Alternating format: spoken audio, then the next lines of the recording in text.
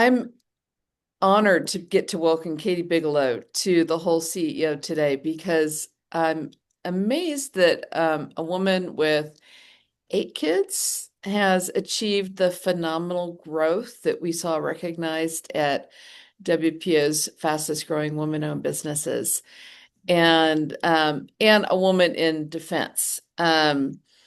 That's not necessarily a daily kind of a occurrence that we meet someone in defense who has done such extraordinary things. So, Katie, welcome to Thank this. you. Thank Uh, you for inviting me. it's just an honor. And the more I researched your business, I went, she's serious. So, I'm going to get around to how you managed to parent 8 children while you're raising a business that has scaled successfully. But tell us, just the Reader's Digest version of what Mettle Ops is doing, how you started the business in the beginning. Okay. So I'm gonna say that I'll say it and explain it. So we integrate technology on warfighter platforms, which basically means we take if you think armor on tanks. And so we're really focused in military ground vehicles, tractor wheeled. We do engineering, we do manufacturing and production of armor, and we consider ourselves solvers for mostly the Department of Army. Okay, great. And And then, oh, go ahead. You asked about so, getting started. I could share, happy to share how we got started. yeah, tell me how Yeah. you got started because you're a veteran as well, right? Yeah, I am a veteran, but I didn't really know how the government bought military equipment. I knew it was a thing, obviously, but I Yeah. had no idea how it was done.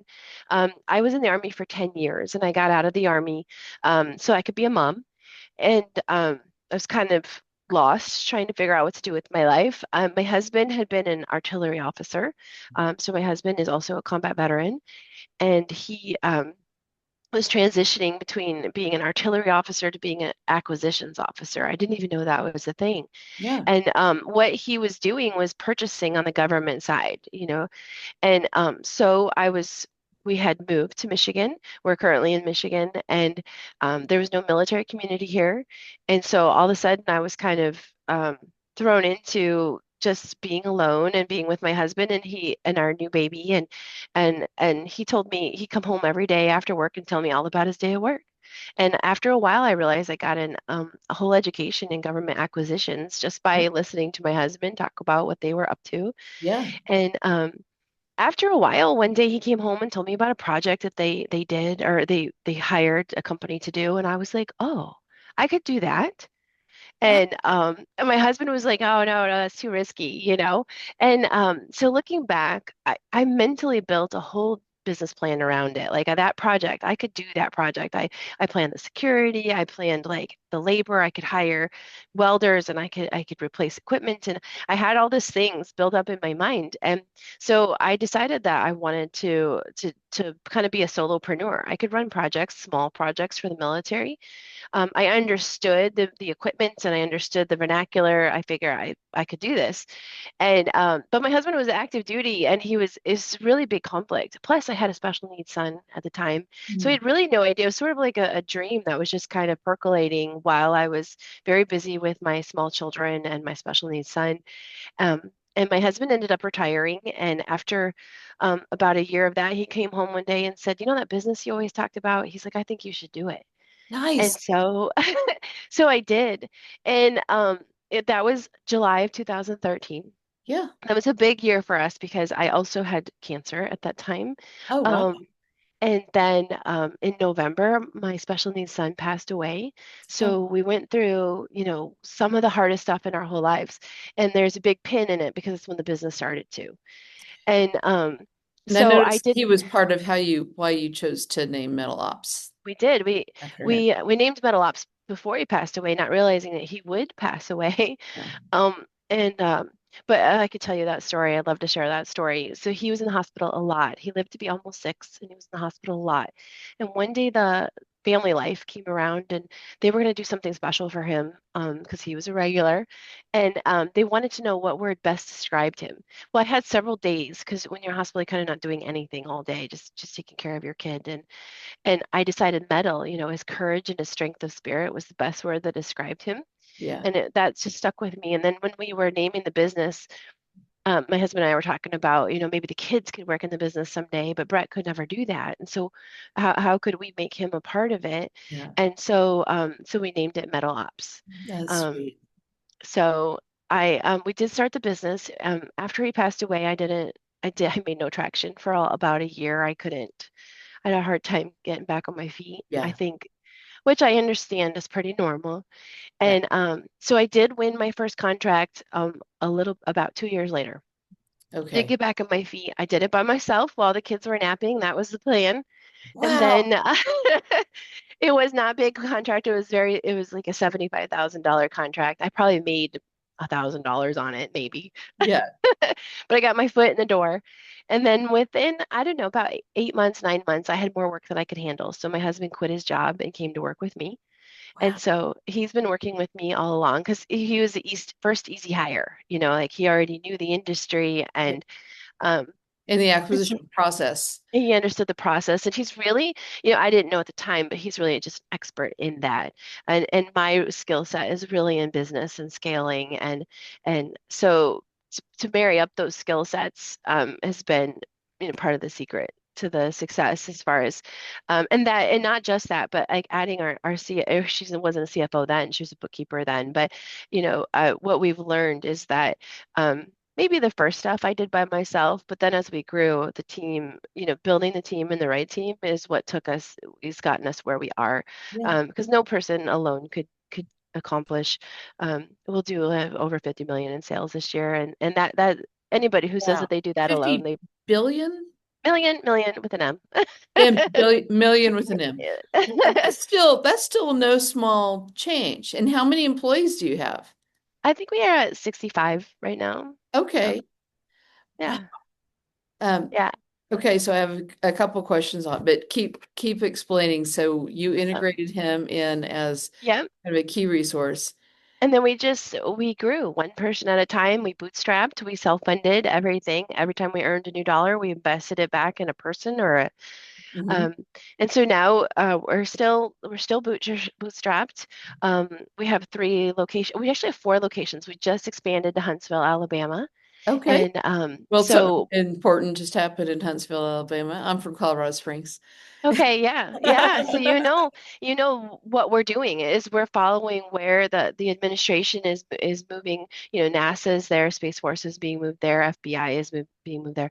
All these different opportunities for us. So we're going to maintain all of our presence in Michigan, but we're going to add our southeastern expansion to Huntsville. And we actually Mark and I have taken our kids out of school and we've bought a home down there and we've opened Nice. office space and we're committed to this. So. Good, good. Yeah. Tell me the business growth that won you that WPO nomination as 50 fastest. So when we got our first large contract was in R&D. So we did R&D with the Army in survivability. And survivability for the Army is not so much about like seatbelts and airbags. It's about like blast survivability. And so what we got to do is we have basically a front row seat to the programs the Army was testing and working towards actual programs of record. And Uh-huh. so we still do that work, and we've been doing that work for a long time. But some of those programs now have gone to production. And so since we did the R&D work, we're best poised to win the production. And so one of our biggest contracts to date was November 23, we signed an $87 million contract for reactive armor tiles. And so we build reactive armor tiles that are placed for military units that will be going forward. There's prepackaged equipment for them, and this is part of that. Nice, So nice. yeah. So that won you that contract, and you just build to scale to support whatever business you're able to bring on. Mhm. So how do you scale your operations and your staff? successfully to Um, integrate them in you have strong values and culture. How does that work? So culture is my biggest thing. And in fact, I was just sitting down with a PM who was taking over our risk process, and he said this really well, and I was really proud the way he said it. He says, Simon Sinek, he's like, I'm really a how leader, but you're really a why leader. And he's like, he said, we all know, everyone here knows what we're here for, and we're really, we're for we're fighter first is our tagline this year, Yeah. and we want to make every decision through the filter of, how will this affect the end user, which is the warfighter. And Yeah. oh, by the way, the warfighter is not, on TV you see these like military men in their maybe in their 30s or later 20s and they're really tough, but the reality is the soldiers are 18 and 19 and 20 and 22. And these are like what they're young and they don't know and they do not need equipment. They don't need us to look at a piece of equipment and say, this one might fail, but it'll be fine. They need us to send the very best that we have. And Yeah. so we have those conversations all the time. Wow. Um, we And are I about bet 20. that your husband acts as kind of a coach for these young guys. Well, so the guys we hire, so we're about 25% veterans, and I don't want to say guys because we have female veterans also, me included. Um, but we're all a little bit older, and it's interesting because it's our opportunity to still serve in a way that's different. We're not on the battlefield anymore. I've kind of aged out. Um, but we're still serving the warfighter in our way. And so, but we're also bringing all that experience, we're bringing all that leadership and all that meaning. And Yeah. so, and that is contagious around here. Those that weren't in the military, I still hear them using like military vernacular and stuff because they pick it up because it's very part of our culture here. We've taken the best of that world and the leadership that you can learn there and brought it here. And then we've let go of the things that don't serve us. Nobody yells here. That's not necessary. But we do talk about our why and our mission on just a really regular basis. Nice. We have it tacked up all over the walls. We have pictures of military equipment. We have pictures of our guys and their equipment back when they were active duty, and just that daily reminder of who we are, and who we're trying to serve. And I think Yeah. that is that, and then we really work on treating each other with a high level of respect here. We every employee gets a monthly touch point with their leader, and we're discussing respect and where you want to go with your career and how you can serve and what training do you need and how can we pour into you. With the younger generations, it's hard to keep them sticky, and so we're doing that by keeping them engaged and offering training and offering them. We're asking their opinion. How do you think we should grow? We just actually had a whole day offsite yesterday talking Mm. about where do you think what should we double down on? What should we do and what can we do better on? And everybody gets to have a voice. And we have so much great feedback that we couldn't come up with on our own. So it's pretty That's neat. fantastic. And research shows and just experience shows that when you engage your people in building the strategy, then they own it. Yeah. Yeah. That's Well, and we got to do, last year was our first annual offsite where we did this. And we got to this year say, hey, this is what we figured out last year, and this is what we did.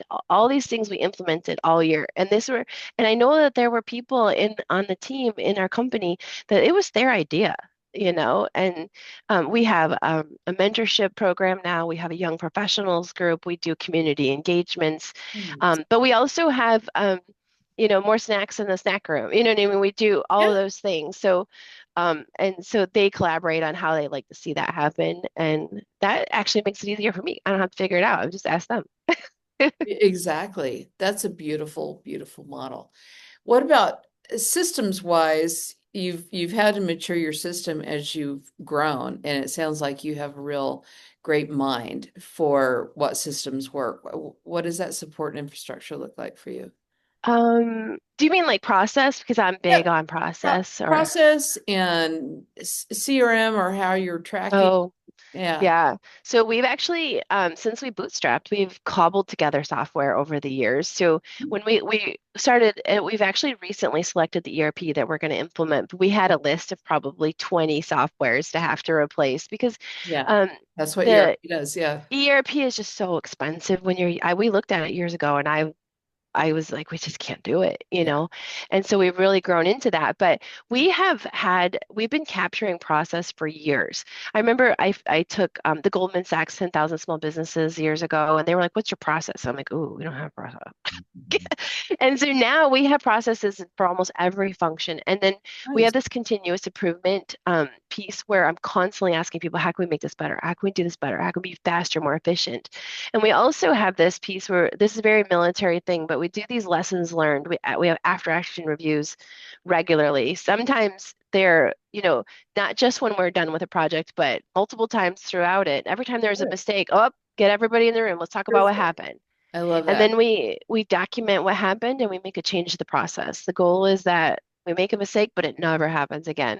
And Exactly. Document shift. Yeah. yeah, so now we have these extensive checklists that might seem tedious, but as you just like get going on your project, you just go down the checklist. And I could go through and tell you like what mistake we made that for every checklist item that now you're covering, you know? I And some bet. of it's so simple as getting, maybe somebody knew this, but I was an aviator. I didn't know about business.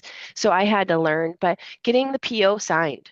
That way we know that they have it and they're executing and they're committing to it. That's a step on the checklist because we didn't used to do that. And we would I remember once I called up back when I was working in the business. I called up a supplier and said, "Hey, those steel pots you were going to get us next week, how's that going?" And he said, "What steel pots?" I was like, "We talked about it." And he's like, "Oh, I never saw the PO." And turned out it was in his spam or whatever. Well, that doesn't happen anymore because we get it signed. It's a checklist part of the process. Yeah. And so and it was interesting because we did the AARs and the lessons learned in the process when there was 10 of us and we've just built and built and built on that until everybody knows that there's process for what they do. And I think that that has been kind of our secret to scale. If we want to start a new project, we already have all that laid out. That's Um, great. yeah, Well, and that provides safety for the employee too, because they know as long as they work within that framework, they're pretty much guaranteed to succeed. And they also become the hero to the organization if they find any gaps in the process. right, exactly. And I just and the thing is we don't have uh inappropriate and but we do have a oh wow, you did mess up. Uh-huh. Let's admit it and let's figure out how to fix it. And I feel like that creates a level of safety and trust Yeah. for employees. They're not going to get fired because You're they not made a going to get fired mistake. for making a mistake. It's Yeah. let's fix it together. I love that. I Yeah. love They that. get, if someone gets fired here, and we talk about this a lot, it's about character and core values. It's not about um, process. Nice. Unless their character is, I don't care about the process, that might not work for us. Right. It But comes back to a character issue. yeah, we I have bet very you low turnover though. So people come, for the most part, they stay. that's And that's fantastic. yeah, Well, you've created an atmosphere of safety that's really not known. It's not everywhere. And there's a whole lot of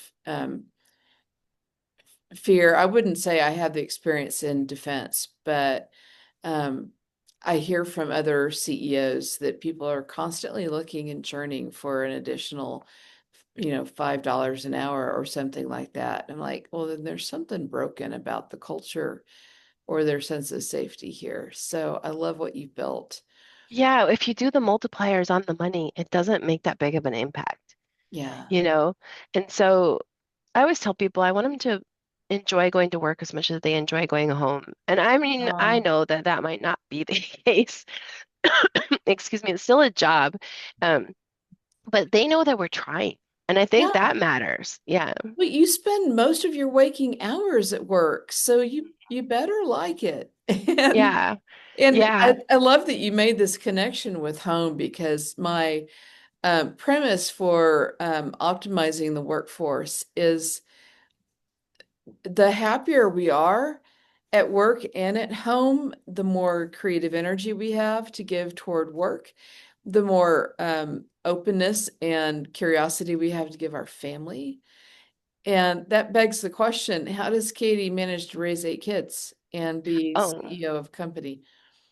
Help. I I try to make sure that I don't want anyone to think that I like do all this stuff and I'm the crazy mom that makes the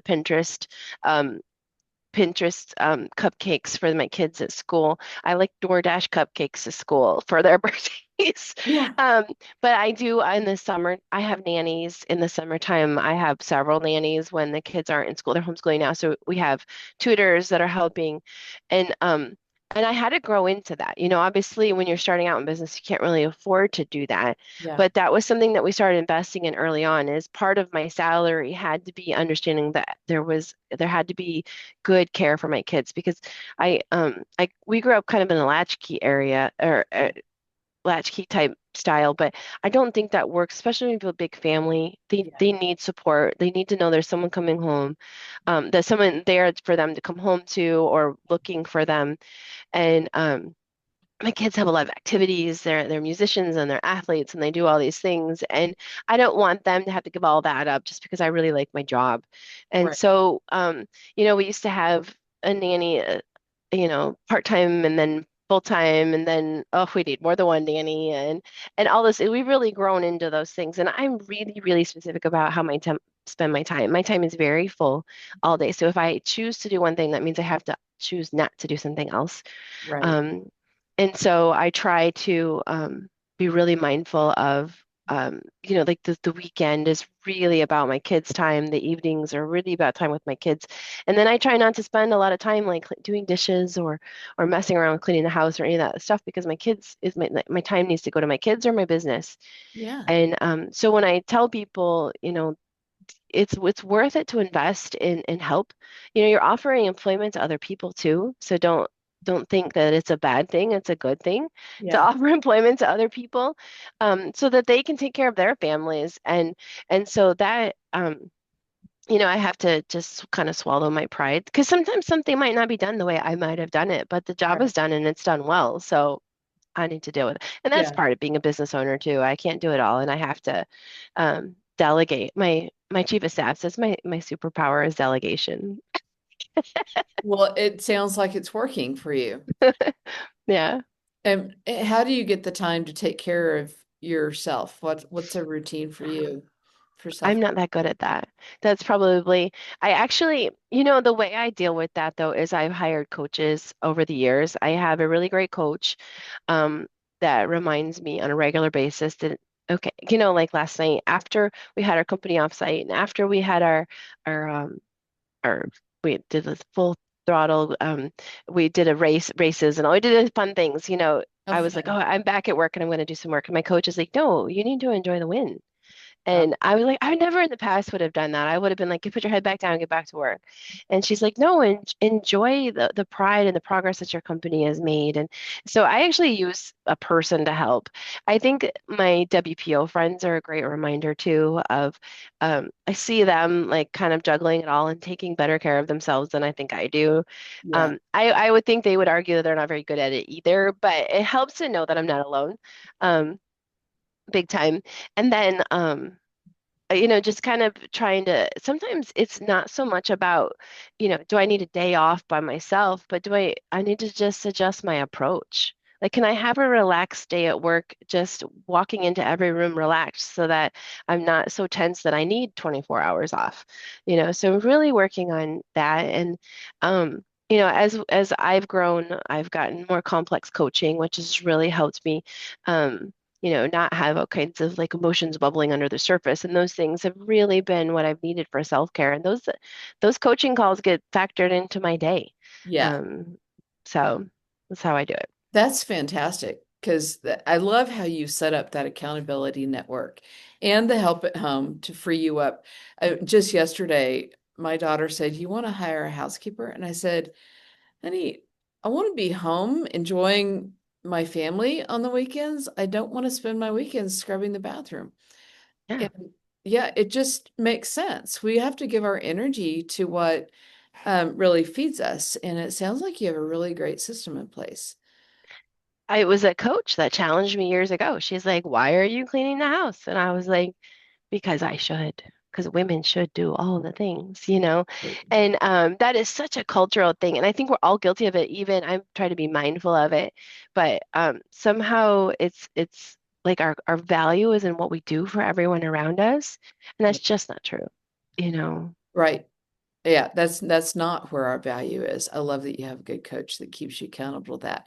And your WPO group provides that safety that you need. You Mhm. should not feel alone. That's the number one challenge I find for CEOs. This is why I love WPO. Why our chapter is really more emotional support.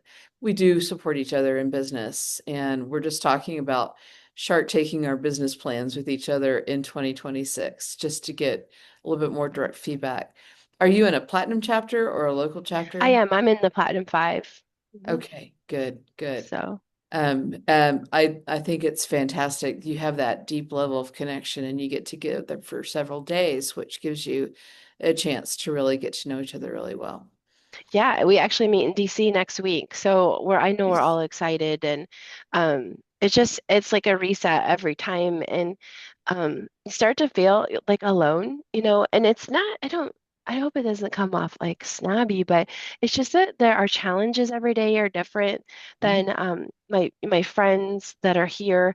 Um, you know, they most for the most part, they don't have to fire somebody in a day or they have their own challenges. So they're we can still be great friends, you know, but it's nice when somebody says, "Yeah, that totally sucks. I did that too," you know, or "Here's what I did." And that has been such a game changer for Isn't me. that amazing? Yep, we've had that conversation. I know that I need to fire these people.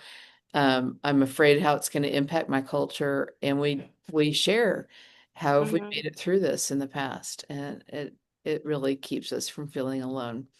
Yeah. Fantastic, so exciting. One of my members just moved to DC.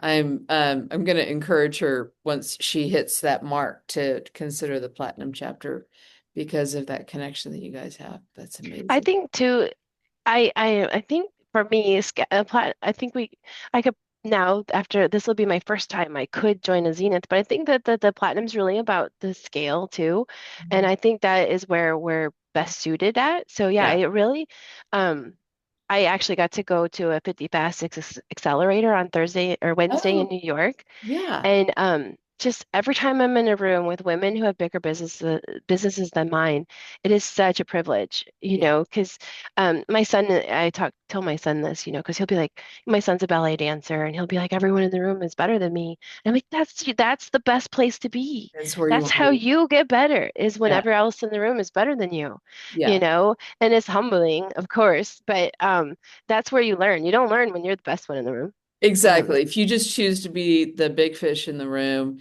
you're choosing mhm. the room. Yeah. And that's for people with ego problems. Which, which arguably, you know, my feelings do get a little hurt sometimes, even when Yeah. I'm the biggest, you know, the smallest one in the room. But feelings aside, my priorities lay around my family and my business, and my feelings come way after all that, Right, you right. know. I love that. Okay, so what is your number one suggestion to someone who's just really at the WPO qualification level, that second stage, $2, $3 million, and they have a mind to scale? What's your number one piece of advice for them? Um, so my advice to anybody is always revenue producing activities first. When you look at your to-do list, all eight of these things have to happen, but revenue producing activities is always first. And that's different depending on where you are in your business. Sometimes that's literally like sending an invoice. The only way you're getting cash in is if this invoice goes out, you know, when your business is smaller. Mhm. And sometimes that is a sales call today or and as you scale that looks different what that revenue producing is. You know, today I'm going to a meeting in half an hour that we've been developing for 6 months with a high level customer. You know, that is my revenue producing activity today, even though it probably be another 12 months before that actually generates income. Yeah. So yeah, that's my goal. My thing is don't get caught up in networking and speaking. I mean, do those things, do all of the things, but after the revenue producing activities are done, because the thing is profit is the chief end of business, even if it doesn't sound nice. And you Mhm. don't have a business if you're not paying people. Yeah. And That So I always tell people you got to focus on where the money's coming from. And I'm a big culture girl. I'm a big all these things, but revenue producing is number one, always. Absolutely. That's sage advice. And it's a great way to know what are the 80% of the things that I can stop doing so that I can Yeah. focus on the 20% that bring in revenue. Or they can at least come, they can come next. Maybe you Right. don't stop doing it, but they come next. Comes Um, next. Yeah, yeah. exactly. Oh, Katie, you're just thank you for sharing richly and really, really great practical advice. I really appreciate you taking time because your time is precious. Thanks for sharing Yeah. your Well, story. it was my privilege. Thank you.